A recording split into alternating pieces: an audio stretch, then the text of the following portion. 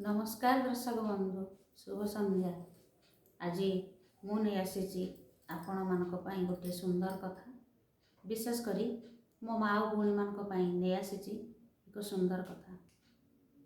आम समस्ते जगन्नाथ मंदिर जाती। आम प्रायतः जाचे मंदिर विभिन्न कांथरे जहाँ भी चित्र अच्छी से सब आम सामाजिक चलनीर गोटे गोटे प्रतीक बा संतक। किंतु जगन्नाथ मंदिर मुखशाला जितेबाला आम प्रवेश करे द्वार मध्य दे से द्वार ऊपर भाग में गोटे चित्र अच्छी। कहीं केबे आम से चित्र को देखी तर्जमा करिसंती कि से चित्र कहीं एठी अच्छी। तो से चित्र आम कौन देखा ना विष्णु शयन करचंती एवं माता लक्ष्मी तांकर पाद सेवा करुचंती। तो आम समस्ते जाचे माता लक्ष्मी सागर राजांकर एकमात्र झील एवं से 52 भंडार राणी। से जदि चाहिए काहाकू करदेवे राणी, काहाकू करदेवे भिकारुणी। आम यही गीतटी समस्ते जाचे एवं यार मार्मिक अर्थ समस्ते बहन करिचे।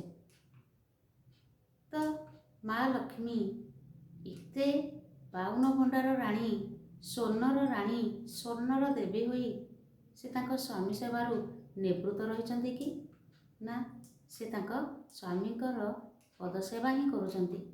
तो यही चित्र आमको सूचित करुची जे आम भी जेते आज आधुनिक हुए ना कहीं आम आज जिते कर्म कले ना कहीं स्वामी सेवारू निवृत्त रहूने। तो आम एति समस्ते जानिबा जे आम जेते आधुनिक बा जेते कर्मजीवी जिते कर्म पथरे अग्रसर हेले मध्य स्वामी सेवारू निवृत्त रहिबानी। ये होची प्रत्येक भारतीय हिंदू नारींकर पतिव्रता नारीर एकमात्र संतक, एकमात्र धर्म स्वामी सेवा। तेणु माँ लक्ष्मी आमको से चित्र माध्यम सूचित करुचंती जे तोर सबुठारु परम धर्म परम कर्म तो स्वामी सेवा। आज पाई एतिकी। नमस्कार।